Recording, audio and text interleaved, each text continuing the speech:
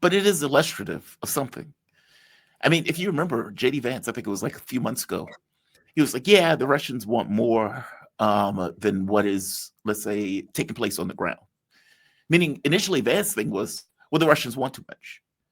And now you have a plan that comes out that Yeah. media, Europeans, are looking at, and they are astonished by it. Like, oh my God, you're giving everything to the Russians. And the Russians is, yeah, that's we need a lot more than that. That's not, No, that's I agree. an But initial, the point, you know, it's a basis. But I guess my point yeah. is the only reason this plan exists is because there's some acknowledgement of what is taking place on the ground militarily, that Ukraine is crumbling. You don't like to use the big C word in the sense of, I think these guys are collapsing. Fair enough. But clearly the US is looking at it in the sense of these guys might They're collapse. afraid of that. Yeah, they are. Yes. They are afraid of that. That is down the road, not very long from now. I guess my point is the fact that the plan exists is on some level an acknowledgement by the US of what is happening in reality. Yeah, sure. And it's not just on the battlefield. There are multiple crises right now for the Kiev regime, right? Yeah. There is the military crisis on the battlefield, right? Which, of course, is the primary, right? There's also an economic crisis, right? Mhm. Because the Kiev regime is out of money early next spring, right? And the Europeans don't have the money to keep it afloat. The U.S. is no longer willing to give any money.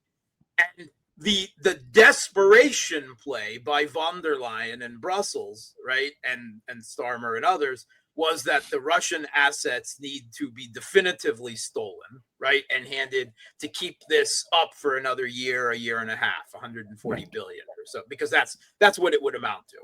It's enough to keep the Kiev regime. 140 billion is enough to keep the Kiev regime afloat for not 2 years, for a year and a half, something like that, right? That was their plan.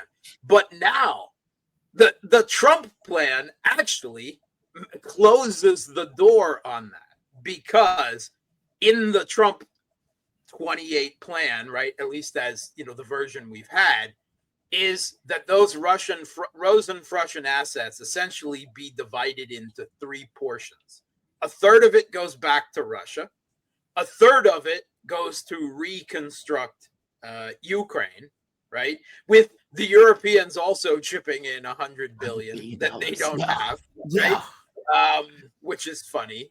But Russia is, I mean, they're already reconstructing Ukraine behind the lines that they've taken, right, quite extensively, right? But I mean, it's a process, and they would be completely against anything of theirs taken as and framed as reparations, right? They would be against that. But another third of it goes to the United States, because Trump has got to make pay out of this, right? He's got to make money. That's absolutely absurd, right? The balls, absurd. Yeah, the balls. You're losing this conflict, but you got to pay me a kickback on top of it, right? We overthrew the government to initiate this war, but give us $100 billion. Yeah. And the whole document has got to be framed and spray painted in gold paint. I mean, that's just, that's Trump to a T. So anyway, they can't seize those documents if Trump has even the intention of taking part of that money for himself now. So they're furious about this. They're furious because their plan to economically keep the Kiev regime afloat, at least for next year, right, that they were attempting to force on Euroclear and the Belgian government, where Euroclear is, that's now out the window. They can't even talk about that now, because that would be seen as literally taking money out of Trump's pockets. And Trump don't like that, right? I mean, as far as he's concerned, that's already his paycheck, right? I mean, so that's the economic crisis. Now, on top of this, because the U.S. has unleashed this NABO corruption investigation, as far as it only makes contextual sense. Again, there's no direct evidence of it, but contextual sense to pressure Zelensky and all of this. This is destabilizing politically the Kiev regime. There's all kinds of people crawling out of the woodwork in Kiev within the Maidan. Of course, anyone outside the Maidan milieu is still anathema, right? I mean, they would just be shot immediately. But within the Maidan milieu, the knives are out now. Poroshenko, Klitschko, the former Zelensky patron, the oligarch Igor Kolomoisky, seems to have his hands in all of this, and he's salivating that it is the end of whom he refers to as Napoleon the Fourth, right? Because Zelensky played Napoleon at one point in a comedy on his channel. That's Igor Kolomoisky's out. All kinds of knives are out. All kinds of people within the Rada, and the Banderites are just absolutely seething. Right? They're ready to start killing people in Kiev if they are seen as signing up to any quote unquote capitulation to Russia. So a political crisis now. And the US, I mean, the thought is that suddenly the Naboo investigation is on yellow blinking lights. But that is only as far as the US direct pressure. I think the knives are already out in Kiev, and they can't easily put that genie back in the bottle. So you've got military crisis, economic crisis, domestic political crisis within the Maidan regime, all going on now at the same time. And it's very bad for them. It's I don't want to use the word perfect storm because it's way too cliched and overused, but yeah, it's a pretty damn good storm. Okay, so obviously, yeah, you can't walk that back. Basically, you're stuck with that. I mean, I guess the question becomes, how much influence does Europe have to try to put the kibosh on this? I mean, and I'm saying kibosh in the sense of, as you pointed out, Donald Trump needs Europe and Ukraine. Well, he needs Ukraine to sign up to it, meaning he needs Zelensky to say yes. And you would have thought that Zelensky would have just said yes to put the pressure on the Russians, since it was a deal that the Russians He's got his own. Again, the ultra nationalists in the Maidan would lose it, right? Remember, there was a point where Zelensky was afraid to even agree to a ceasefire, right? I mean, that was only half a year ago when Zelensky was, there would be no ceasefire, right? And suddenly they absolutely need a ceasefire. I mean, well, they have for a long time, but the whole thing was positioned enough where Zelensky was pressured into accepting a ceasefire, right? And there was a minute of held breath. How would the Banderites, how would the ultra-nationalists react in Kiev? Well, they grumbled a bit, but that was all, because their situation is really bad for them on the battlefield, right? And there's, but this, if he agrees to give up Donbass and even part of Kherson and Zaporozhye, much less all of it, then they will turn on him. Yeah. I mean, they ultimately run this. I mean, they are, even Radio Free Europe, Radio Liberty, back in 2019 called Azov a state, a neo-Nazi state within a state. Back in a more honest moment, right? Even in an article in Radio Free Europe, Radio Liberty. So that neo-Nazi state in a state would never accept that. And at a minimum, there would be civil conflict within the Maidan regime. I'm curious, what would Putin accept on this? And I know it's not just Putin, I know it's the Russian government, but I'm using Putin just because the way the Americans look at this stuff is if Putin is God, man. But what would, I always assume that any demands that are put out are always maximalist at first, and people whittle their way down to some kind of agreement or some kind of deal. What would that look like? Is there anything that Putin would give up that he would be like, okay, all right, so I mean, they've pushed the goals of the SMO, as has been iterated since 2022, so many times, so strongly, and made no concessions up till now, that ultimately they have to be met, right? You can say that on a few of them there is some wiggle room. With regards to Donbass, there's no wiggle room, right? With regards to Crimea and Donbass, there is no wiggle room. And the last time Russia iterated their demands, it wasn't only that there is a de facto recognition that Russia controls them, that it must be a de jure recognition, right? That the US and the Europeans and the Kiev regime must all recognize that all 5 of these former regions of Ukraine are definitively and in international legal terms part of Russia. Now, the way the Western media has been suggesting Russia's flexibility is that they would be willing to accept a freeze on the contact lines in Kherson and Zaporozhye if the Kiev regime completely pulled out of the last 14% of the Donbass that they control, which Russia's going to take in the next half a year anyway. But there was the hinted at that Russia still expects Kherson and Zaporozhye in their entirety to then come to Russia over the process of negotiations. I would say that if Russia goes into the process like that, they'll never get all of Kherson and Zaporozhye because the West will not accept that. But because those 2 regions are in their entirety administrative borders already included in the Russian constitution as part of Russia, that it would be domestically, politically impossible at this point for Putin to walk back on that at the end, right? So there's that. Now, the no NATO, no Ukraine in NATO, and no NATO in Ukraine. No, there's no wiggle room. No wiggle room. That has to be definitive.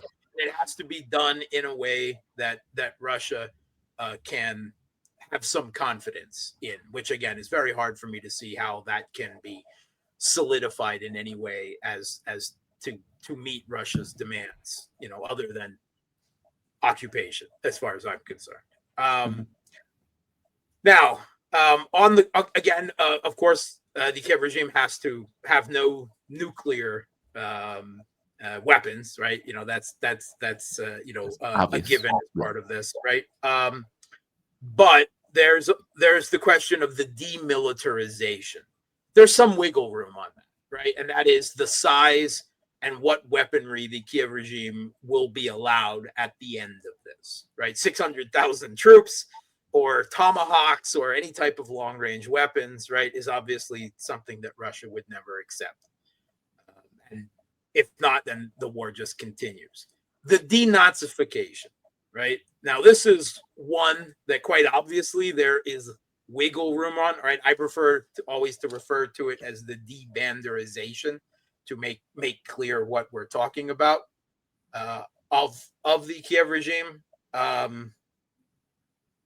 Personally, I cannot see that actually being met in terms that I would find acceptable and that a lot of Russians would find acceptable, other than complete regime change and occupation of all of Ukraine by Russia. Right? It would have to mean lustration of anyone who has been a part of this regime. It would have to mean the banning of any political parties that have those, that reify the OUN and the UPA, the Organization of Ukrainian Nationalists, and the Ukrainian Insurgent Army, the World War II era Nazi collaborators, right? Anyone that reifies Stepan Bandera, any statues of Stepan Bandera have to come down. Any streets named after him have to be renamed. I mean, a whole lot of things have to be done. And then even that, of course, it wouldn't be 100%, but it would be something that would have to be politically enshrined in the Ukrainian constitution, right? And I don't see how that's possible without regime change. But the Russian government could always say, yeah, we killed so many neo-Nazis, and that's denazification done, good enough for government work. I mean, there's wiggle room on that. I certainly hope that's not the situation. But ultimately, those are the two where Russia is willing to make compromises on to some degree: demilitarization and denazification. And to me, at least the denazification thing is, I don't think there should be any wiggle room on that. Because that's a primary driver for me, and I think the people of East Ukraine, whether the former East Ukraine or the current, still under Kiev regime control, because that's just absolutely unacceptable. Because they will just start killing people again in Ukraine as soon as anything is done, right? Yeah. They will still start killing anyone they see as being pro-Russian. Right? They will, and unless they are definitively dealt with, driven from power, out of power, disbanded, disarmed, driven into Europe, let them deal with them. Preferably hunt them all down and give them the Trotsky treatment. Whatever. Because you can't have any mercy and you can't hesitate with these people, because they have made clear since 2014, with hundreds, if not thousands, of assassinations of East Ukrainians and Russians in Russia, by the way, that you cannot come to terms with those people. They will not hesitate to kill you given the slightest opportunity. So you need to definitively liquidate them by whatever means necessary. And that's extremely harsh. But I don't see any other way. These are facts. Yeah. They're Nazis. It's not the, I don't like his right-wing views, punch a Nazi in the United States. These are literal mass murdering Nazis in Ukraine, right? Banderites, right? Homegrown version of Ukrainian fascism that collaborated with Nazi Germany, right? But they collaborated with Nazi Germany that, according to the records we've seen from World War II, even the Nazis were like, "Whoa, that's a little extreme." Hanging babies, I'm PR, guys, come on, even the Nazis were taken aback by the brutality of the Banderites in Ukraine. So, to me, that is one of the reasons why, and it's not the only reason, but it's one of the reasons why I don't believe that anything less than regime change in Kiev and ultimately the occupation, right, of all of Ukraine in one form or another is the only way to settle this conflict, at least in terms that I would find definitive. Otherwise, it will just reignite, right? I mean, even after World War II, Stalin could not debanderize Ukraine, right? Yeah. He deported there was the US-backed uprising, the Operation Red Sox, right?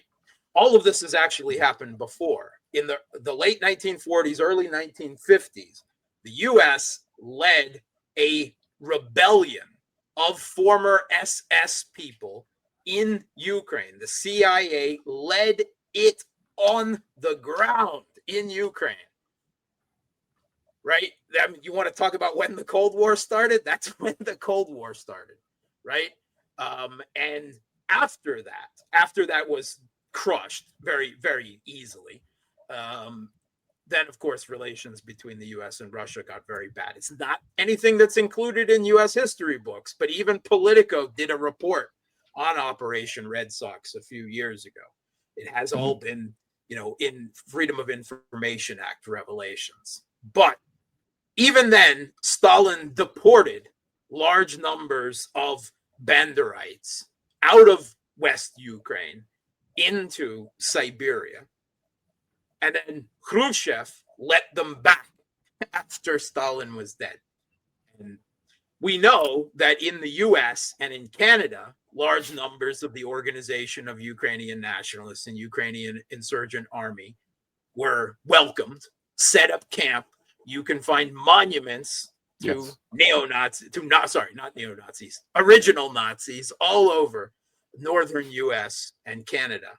And they as soon as 91 came around and the Soviet Union dissolved itself, they started their work back in Ukraine, right?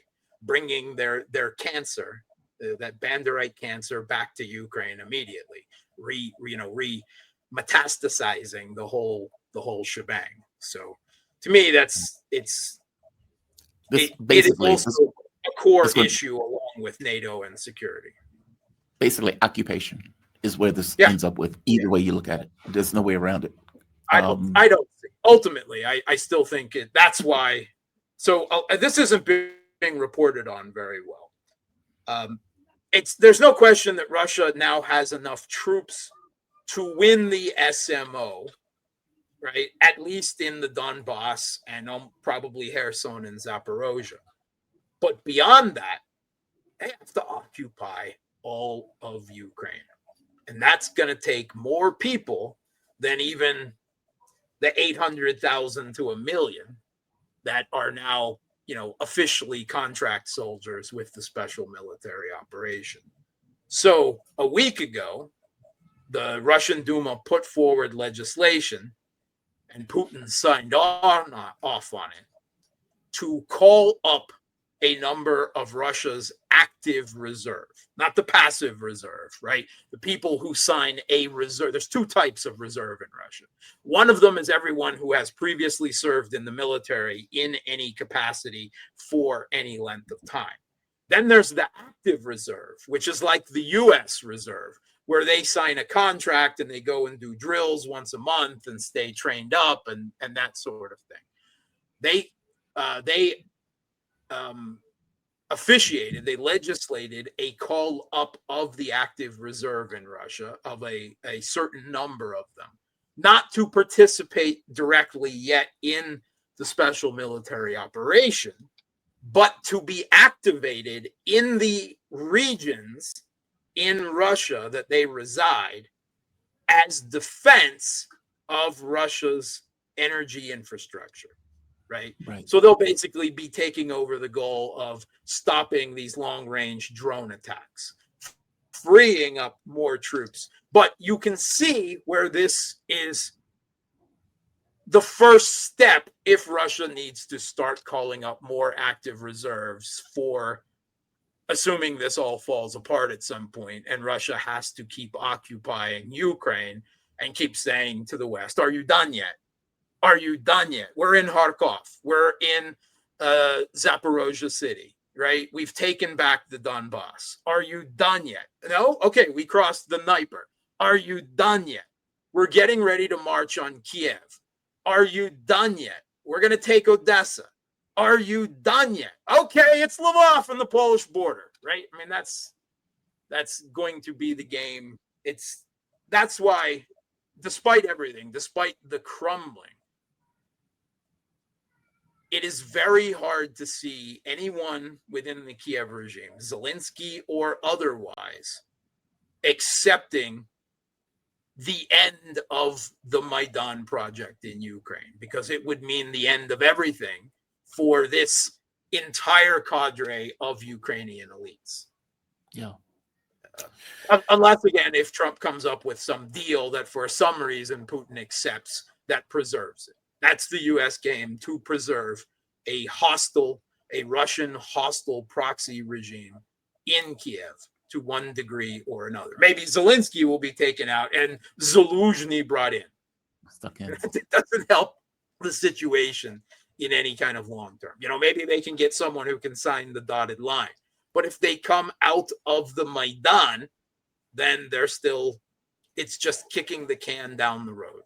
And I don't think that's acceptable for Russia. And I think a lot of people within the Kremlin would not find that acceptable. Mark, fantastic breakdown. Thank you for this. Mark Sleboda, International Relations Security Analyst. You can find Mark on Boosty, Boosty, under Real Politic with Mark Sleboda, or if you just put in his name, he will show up. Mark, excellent breakdown, man. Thank you for this. You be safe, okay? Thanks, have a good one. Bye-bye. Always a great breakdown by